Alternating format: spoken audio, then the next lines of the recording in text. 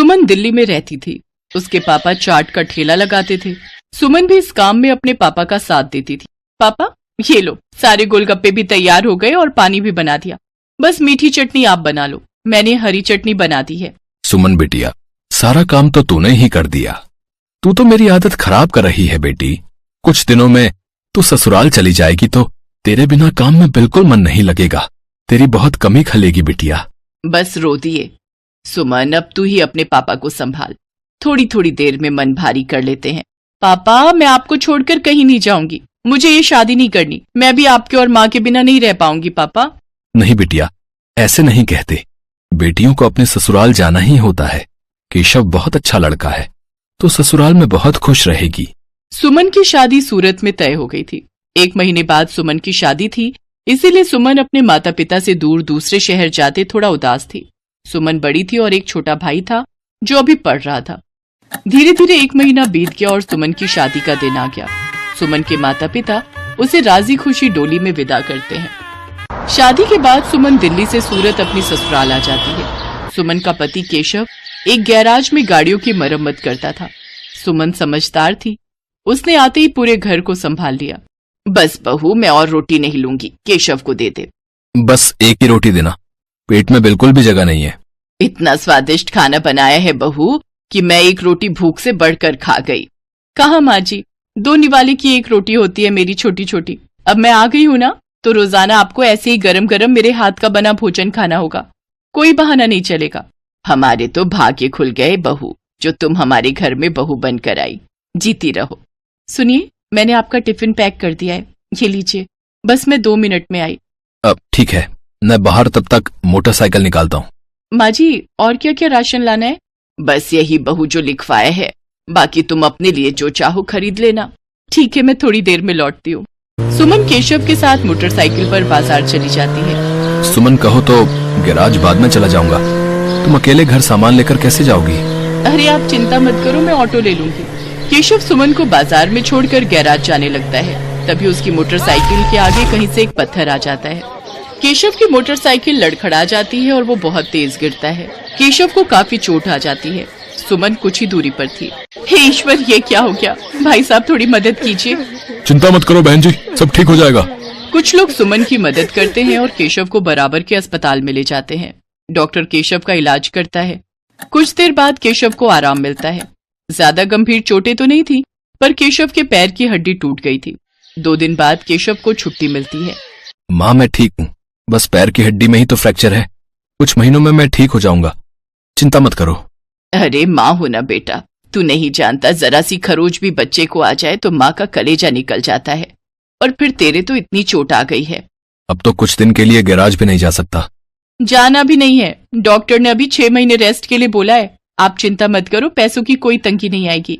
मैं कोई काम शुरू कर देती हूँ ताकि घर में थोड़े पैसे आते रहें। तभी सुमन के माता पिता भी दिल्ली से आ जाते हैं। सुमन ने उन्हें फोन पर केशव के एक्सीडेंट की बात बताई थी, जिसे सुनकर वो रह नहीं सके। अब दामाद जी, काम की कोई चिंता मत करो। सुमन ने मेरे से चाट बनाना बहुत अच्छे से सीखा हुआ है। सुमन बिटिया, तू यहाँ सूरत में दिल्ली वाले गोलगप्पे शुरू कर, वो तो बहुत अच्छे बनाती है। कुछ दिन मैं यहाँ रुक जाता हूँ, जब काम सेट हो जाएगा तब मैं वापस चला जाऊंगा। हाँ पापा, ये ठीक रहेगा। दिल्ली वाले गोलगप्पे यहाँ बहुत अच्छे चलेंगे। हमारे इधर आसपास किसी ने भी दिल्ली वाले गोलगप्पे का काम नहीं शुरू किया हुआ। केशव बेटा, आप सारी चिंता छोड़ दो, पापा और मैं कुछ दिन अब यहीं रहेंगे। शुक्रिया माँ, शुक्रिया पापा, आपने मुझे बहुत हिम्मत दी है। ऐसी बहू और ऐसे समधी सचमुच बहुत नसीब वालों को मिलते हैं। सुमन की सास की आंखों में आंसू आ जाते हैं। केशव को भी अपने सास ससुर के आने के बाद बहुत हिम्मत मिल गई थी। सुमन अपने पापा के साथ सूरत में गोलगप्पे का ठेला शुरू करती है, जिसके ऊपर लिखा था दिल्ली वाले गोलगप्पे। गोलगप्पे के दीवाने तो बहुत लोग हैं और सूरत में तो पानीपुरी के सभी दीवाने हैं। ये देखकर सुमन और उसके पापा ने गोलगप्पे का स्टॉल लगा दिया। उनके बने गोलगप्पे बहुत पसंद किए जाने लगे। सुमन बिटिया, मुझे पता है अब तुम काम अकेले संभाल लोगी। अब हमें चलना चाहिए। सूरज भी अपनी बुआ के घर बहुत दिन से रुका हुआ है। वो उन पर बोल रहा था कि हमारे बिना उदास हो रहा है। हाँ पापा, सूरज बहुत दिन अकेला रुक गया और आपको दिल्ली का भी तो काम संभालना है। वो भी बहुत दिनों से बंद पड़ा है। अब तो मैं सब कुछ संभाल लूंगी, आप मेरी चिंता मत करो। सुमन के माता पिता वापस दिल्ली लौट जाते हैं। उन्हें आए हुए भी बहुत समय हो गया था। अब सुमन अकेली रोजाना गोलगप्पे का ठेला लगाने लगी। वो रोजाना सुबह उठकर गोलगप्पे और बाकी का सामान तैयार करती और बाजार निकलती। कुछ भी कहो सुमन दीदी, आपके गोलगप्पे का जवाब नहीं है। हम सारी सहेलियां रोजाना शाम को स्पेशली मार्केट आपके गोलगप्पे खाने के लिए आती हैं। हाँ सुमन दीदी, ये तो सच है, बहुत टेस्टी गोलगप्पे होते हैं आपके, साथ में खट्टा मीठा पानी, बहुत बढ़िया बनाती हो आप। बस आप सब ग्राहक तारीफ कर देते हो, मुझे काम करने में और प्रेरणा मिलती है। ये लो, इसी बात पर 2 गोलगप्पे फालतू खाओ। सुमन रोजाना ऐसे ही शाम के समय बाजार में ठेला लगाती थी। धीरे धीरे सुमन के गोलगप्पे पूरी सूरत में फेमस होने लगे। अब तो उसे शादियों और पार्टी के भी ऑर्डर मिलने लगे। इस काम में सुमन की सास भी उसकी मदद करती थी। कहीं भी शादियों और पार्टी के ऑर्डर मिलते तो सुमन अपनी सास के साथ जाती और वहां पर अपना स्टॉल लगाती। स्टॉल पर दिल्ली वाले गोलगप्पे लिखा देखकर लोगों की भीड़ सबसे पहले वहीं पर टूटती थी। बहुत अच्छे पैसे कमा लिए सुमन ने। फिर एक दिन सुमन केशव और अपनी सास से बोली, सुनो, अब तो तुम्हारी तबीयत में थोड़ा सुधार हो गया है। मैं सोच रही हूँ तुम गैरेज का काम छोड़ दो, हम गोलगप्पे की एक दुकान खोल लेते हैं। अब तो हमारे पास अच्छे पैसे इकट्ठे हो गए हैं, हम कुछ कारीगर भी रख लेंगे। सुमन, तुमने तो मेरी पूरी जिंदगी बदल दी। कहते हैं एक आदमी की सफलता में एक औरत का हाथ होता है, और तुमने तो मेरा बहुत साथ दिया है। तुम जैसा चाहती हो हम वैसा ही करेंगे। जीते रहो मेरे बच्चों। सुमन की मेहनत से सब कुछ अच्छा होने लगा। केशव और सुमन बाजार में किराए पर एक दुकान ले लेते हैं, जहां पर वो अपने साथ साथ कुछ कारीगर भी रखते हैं जो इस काम में उनकी मदद करते थे। कहते हैं परिस्थितियां तो जीवन में आती जाती रहती हैं। परिस्थितियों से डरकर नहीं, बल्कि परिस्थितियों का मुकाबला करके ही जीवन को सरल बनाया जा सकता है। जो व्यक्ति संघर्षों से लड़ता है वही ऊंचे मुकाम प्राप्त करता है। जैसा सुमन ने किया, वो परेशानियों से डरी नहीं बल्कि उनसे बचने का रास्ता ढूंढा।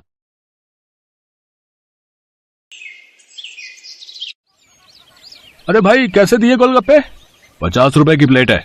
और एक प्लेट में कितने गोलगप्पे? 6 गोलगप्पे होंगे। और कितने? अरे बाप रे बाप, 50 के 6 गोलगप्पे, इतने महंगे। तभी सोचो तुम्हारी दुकान में भीड़ क्यों नहीं है। मुझे फालतू की भीड़ चाहिए भी नहीं। मेरे पास वही लोग गोलगप्पे खाने आते हैं जो इन्हें खाने के लायक हैं। और तुम लगता है यहाँ नए हो। दाम पूछने से पहले ऊपर लगा बोर्ड ही पढ़ लेते। दाम और नाम दोनों लिखे हैं। मेरा नाम मशहूर है और ये मेरे मशहूर गोलगप्पे हैं। एक एक गोलगप्पा इतना करारा है कि तोड़ो तो आवाज 1 किलोमीटर तक सुनाई दे। और पानी जैसा ग्राहक चाहे, पूरे 10 तरह की वैरायटी है मेरे पास पानी की। और ये देखो, ये है मेरे गोलगप्पों की असली जान, मेरा ये खास मसाला। हाँ हाँ, ये सब तो ठीक है, पर फिर भी 50 रुपए वाकई बहुत ज्यादा है। दाम तो यही है और यही रहेगा। अब तुम देख लो कि तुम मेरे गोलगप्पे खाने के लायक हो या नहीं। अरे ये क्या बात हुई, तुम ऐसे बात करते हो अपने ग्राहक से? नहीं, ग्राहक से तो नहीं, पर जो फालतू मेरा वक्त बर्बाद करे उससे मैं ऐसे ही पेश आता हूँ। चलो अब आगे बढ़ो और कोई सस्ता गोलगप्पे का ठेला ढूंढो। मशहूर ऐसा ही था। ये बात तो 100% सच थी कि वो गोलगप्पे बहुत ही अच्छे बनाता था, लेकिन इस बात पर उसे घमंड भी बहुत था। मशहूर का मानना था कि उसके पास हुनर और किस्मत दोनों का साथ है, इसीलिए उसे पूरा यकीन था कि उसका काम कभी मंदा पड़ ही नहीं सकता। और वास्तव में ऐसा हो भी रहा था। मशहूर के पास भले ही ग्राहक कम थे, लेकिन उनसे ही वो अच्छा खासा मुनाफा कमा लेता था। फिर कुछ दिनों के बाद, हाँ भाई, लाओ जरा गोलगप्पे तो लगाना। अरे तुम फिर से आ गए। रेट कम नहीं होंगे, पहले ही बता रहा हूँ। हाँ हाँ, मैं तुमसे कम करने को कह भी नहीं रहा हूँ। ऐसा करो, सिर्फ मुझे नहीं, इन सबको भी गोलगप्पे खिलाओ और इन सबके पैसे मैं दूंगा।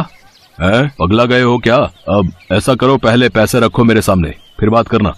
तुम भी ना बड़े शक्की हो। ये लो, ये रखे तुम्हारे पैसे।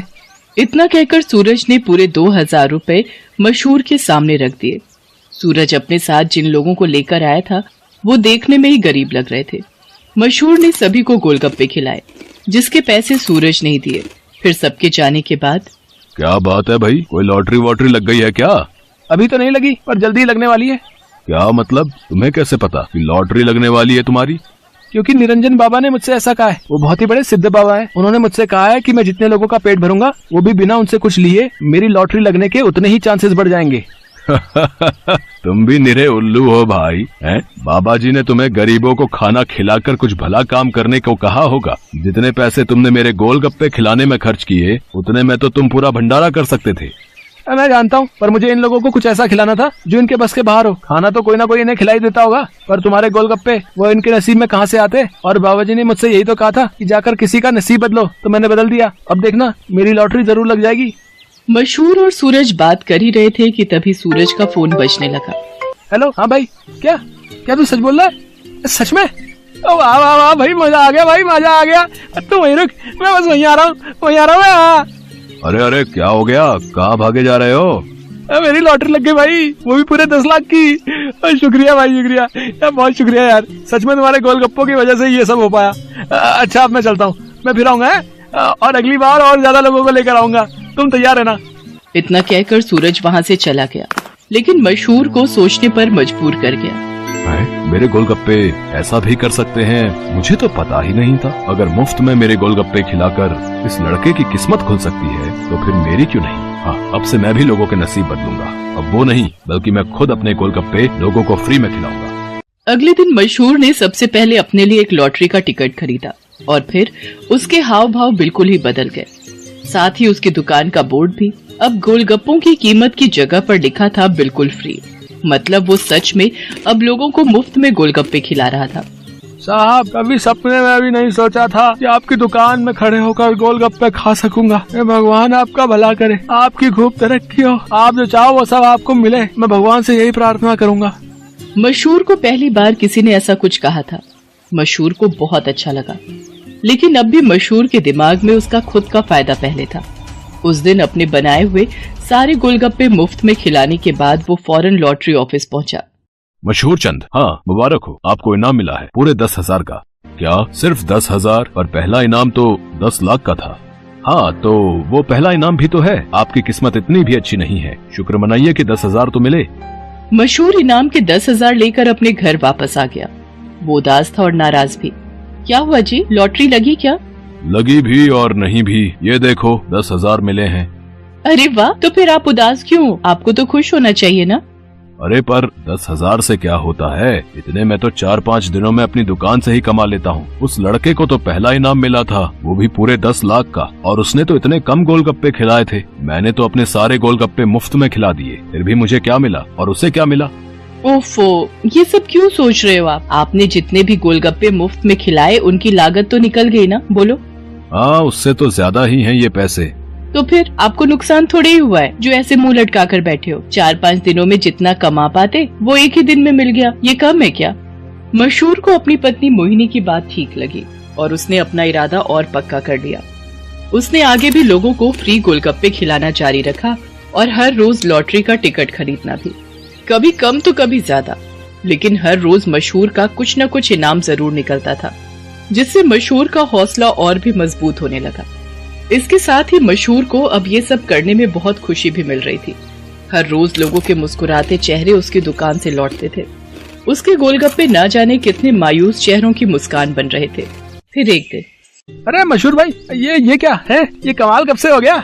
बस तुम्हारे जाने के बाद से ही। लेकिन माफ करना भाई, अब तुम फ्री में गोलगप्पे नहीं खिला पाओगे किसी को, क्योंकि ये काम अब मैं करता हूँ और लॉटरी भी मेरी ही लगती है। हाँ, तुम्हारे जितना बड़ा इनाम तो नहीं लगा अब तक, पर मुझे उम्मीद है कि कभी न कभी वो कमाल भी हो ही जाएगा। मशहूर की बात सुनकर सूरज मुस्कुरा दिया और उसने अपनी जेब से अपना विजिटिंग कार्ड निकालकर मशहूर को दिया और उससे बोला, कोई बात नहीं, ये मेरा कार्ड रख लो। अब लॉटरी का टिकट जब भी खरीदना हो तो बस मुझे फोन कर देना, ऑफिस तक आने की जरूरत नहीं पड़ेगी। सूरज के विजिटिंग कार्ड पर उसी लॉटरी ऑफिस का पता लिखा था जहां से मशहूर हर रोज लॉटरी की टिकट खरीदता था।